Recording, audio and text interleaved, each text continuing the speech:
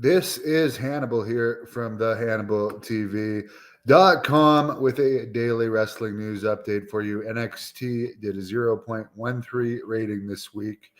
But the big news of the day is Tony Khan announced last night that AEW is going to make its European debut August 27th at Wembley Stadium in London, England, which is famously the arena that held SummerSlam 92, where there was just under 80,000 legit fans in the building, 79,000 something. But since then, apparently the building has been updated, and it can now hold about 90,000 fans. So if AEW were to sell it out, they could actually hold the record for the largest attended wrestling event legitimately of all time, because the real record of the non-exaggerated number is WWE's first WrestleMania at AT&T Stadium in Dallas. It had 80,709 fans. So if they sold out, they could beat that. So apparently they may have a Sting retirement match on there. We know Goldberg's a free agent. They haven't been to the UK yet. I wouldn't say anything's impossible. I think that there's a lot of fans in the UK, and if they found a way, if they brought CM Punk back, I mean, I don't like CM Punk, but there's no question that he has fans.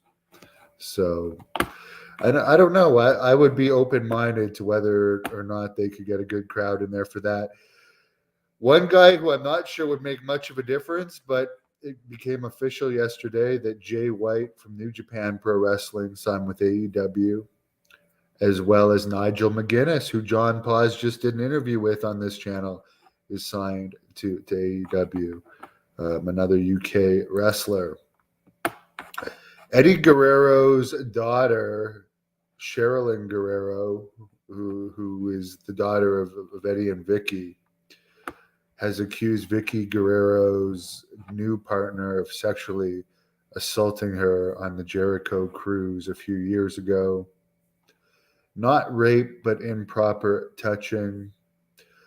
Apparently, Shaw Guerrero, Eddie's other daughter, said that it's true, but also bashed Sherilyn, and Vicki publicly bashed Sherilyn and said that this guy had bought her several cars and paid for some medical expenses. So who knows? Natalya reached 15 years on the WWE main roster April 3rd, which is quite an accomplishment. Of course, I trained with her in the dungeon, and I was actually there in Deep South Wrestling for her tryout in 2006. So congratulations to her. Waste of time and money. Well, some people like it. I don't like I don't like some things, and I like other things. So I'm not gonna hate on anybody for liking anything. I hope that they do well, because I want the wrestling business to do well, because it's good for me, because I'm in the wrestling business. David thinks it's a different stadium built on the grounds of the other one. I'm not sure. Someone says lots of free tickets. There's a huge fan base in the UK. UFC recently sold out the O2 Arena in London at extremely high ticket prices, like crazy high ticket prices. And you have to remember, like, people will travel from all over the UK to see this. It's not just gonna be like the fans in London, since AEW has not been to the UK before. People will travel, and then the American super fans will travel. And if they did do a legitimate Sting retirement match, I mean, Sting's massively popular. But yes, free ticket. Every event does free tickets. WrestleMania gave around 7,000 per show. Free tickets. Sting versus Goldberg. That would actually be a good match. I don't know if that ever happened, but sadly, WWE used Goldberg pretty much the last run just to put people over, so it killed him a bit. But AEW could always build them back up. Good morning to you, Jason. Jamal says he needs to watch more wrestling. Did I ever get to meet Eddie Guerrero? I did meet him a bunch of times because when I was doing extra jobs, he was back there.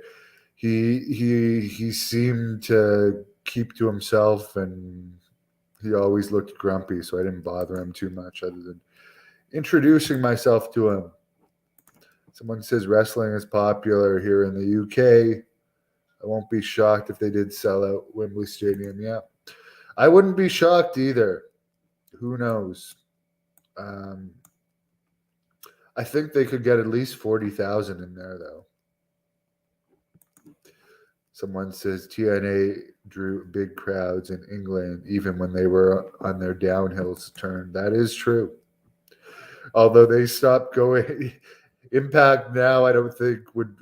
Although they draw more than they draw in the U.S., which a lot of the times is just barely over 100 fans, and they give out tons of comps. When Impact came to Ottawa, they actually paid people to come to the show $60. They sent out a casting agency notice that they would pay people $60 to come to their show. Someone says, why are almost all champs going on historical reigns? I don't know. Not in AEW, though. In WWE, while it's worked, it's made the WWE title more valuable. I do think they should drop the 2 titles at this point. Any update on Superstar? He's still alive, but I read something the other day on him. He's being transported on April 3rd. He was transported by ambulance for another brain scan, MRI, and he's still hanging in there. He's a fighter. Good morning, everyone watching in Canada. Hello to Piper. Yes, Piper is still sleeping. It's unfortunate. What happened to TNA? Well, I don't know. I was never really a big TNA fan, to be honest. But they're far from their peak, and now that there's AEW in existence, and they've just become pretty much a joke company, mostly comedy crap. I think it's at an all-time content quality low. But anyways, at least they're around and people are making money working for them, even though it's not a lot of money. Have a great day. I'll check back in later. And it's 6 p.m. tonight, Brutus the Barber Beefcake interview, 7 p.m. tonight on this channel, Missy Hyatt interview. So tune in for those. Thank you for watching the Hannibal TV. Please like this video if you enjoyed it and click the subscribe button to not miss any of our latest shoot interviews, match videos,